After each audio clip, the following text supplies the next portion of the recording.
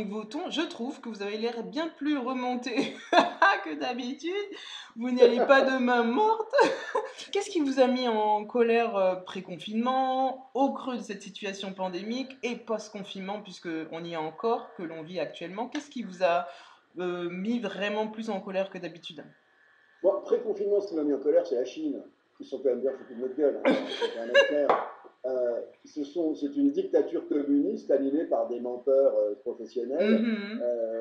qui, en fait, quand même laissé échapper ce virus. Donc, je ne sais pas s'ils sont responsables ou pas, mais enfin, Ou globalement, ils aveugle? nous ont menti dès le début. Oui, Ils ont mis en prison le gars qui avait dénoncé quand même tout à fait.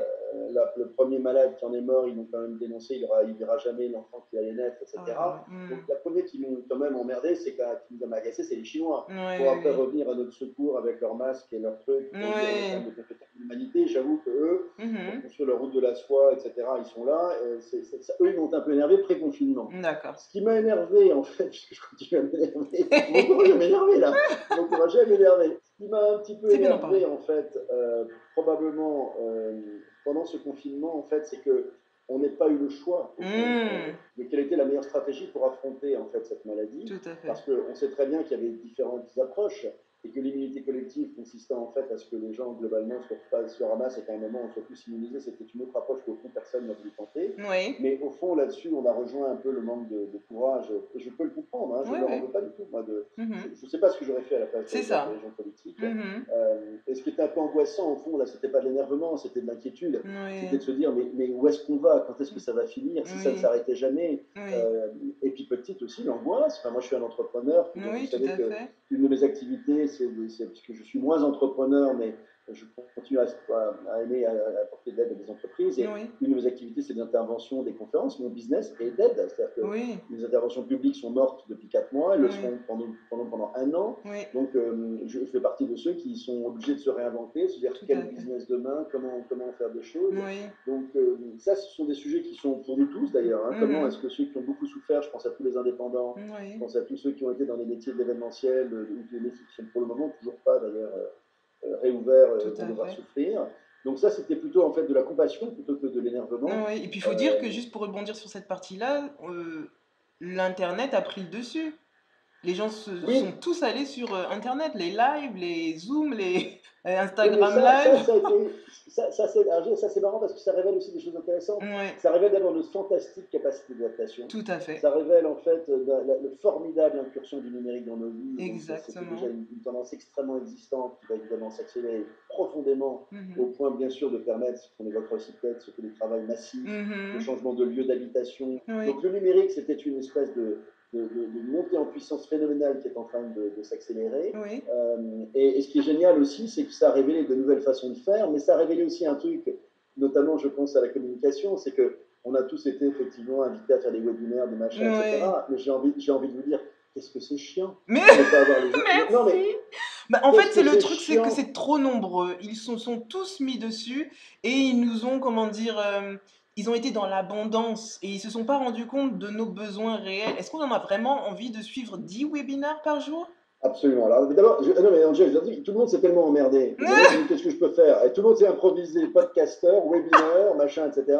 Mais c'est pas tellement le concept de webinaire qui est chiant, mais ce qui m'ennuie, moi, qui aime faire passer des convictions, j'aime le faire face à des gens, des vrais gens, Tout à fait. les voir dans les yeux, leur Oui. parler, repérer Mm. ceux qui sont pas d'accord, essayer de les Oui. choper pour les convaincre. Là, Mm. vous êtes comme un couillon face à votre iPhone, vous dire C'est est-ce que les gars sont en ça. train de regarder leur mail ou est-ce que je les passionne? Bon, Oui. pas de chance que je les passionne alors que de toute façon, ils sont en train de faire autre chose. Mm. C'est vrai que c'est là qu'on s'aperçoit que ce besoin de retour à la vraie vie, dans les restaurants, dans Oui. les contacts humains, Oui, la oui. vraie vie, c'est ça, quoi. Oui, c'est Le ça. numérique, c'est génial, mais gardons-en, faisons-en juste un outil. Oui, Euh, exactement. Avec des limites. parce que, Qu'est-ce qui vous met en colère pendant ce déconfinement? alors, pendant le déconfinement, c'est un peu le sentiment, ben c'est ça revient à ce qu'on disait à l'instant, Mhm. c'est que j'ai vraiment le sentiment que les gens ont déjà tout oublié. Voilà, c'est pas compliqué. Oui, On voit qu'il y a deux types de populations. Il y c'est en a vrai. une minorité qui continue d'être complètement tétanisée, Tout à et il fait. y en a une autre pour laquelle c'est terminado, on s'en fout. Ce qui est certain, c'est qu'on n'a jamais rien compris à cette maladie, Mhm. qu'elle peut revenir à tout moment, que pour le Mhm. moment, il faut être prudent. Dans le bouquin, je pense qu'il est déjà démodé sur cette partie-là. Une de mes grandes angoisses post-confinement, c'était de continuer à vivre ce que j'ai vécu avec des idiots et des abrutis qui, Ouais. pendant l'heure que je me baladais de mon heure de confinement autorisé, de déconfinement autorisé, Ouais. et je voyais des joggeurs. Moi, je suis un gars plutôt sympa, j'aime bien établir un contact. Je les regardais, je leur souriais, j'essayais d'être. Et Oui. ils me fuyaient, ils ne me regardaient Oui. même pas, ils Tout étaient dans à leur fait. bulle de peur. Et Tout à fait. j'étais un virus potentiel qui allait les tuer. Et je me Exactement. suis dit, waouh, Ouais. si c'est ça le monde qu'on construit demain, on va Exactement. dans un truc de dingue. Ouais, ouais, ouais, Il y a les obsédés de la santé qui sont restés comme ouais. ça, Mhm. vraiment. Et puis, l'autre jour encore, il y a un type qui a tendu le bras pour me montrer ce qu'était un mètre de chaque côté pour que je traverse le trottoir à côté. Le malade, le gars. Mais non, le malade.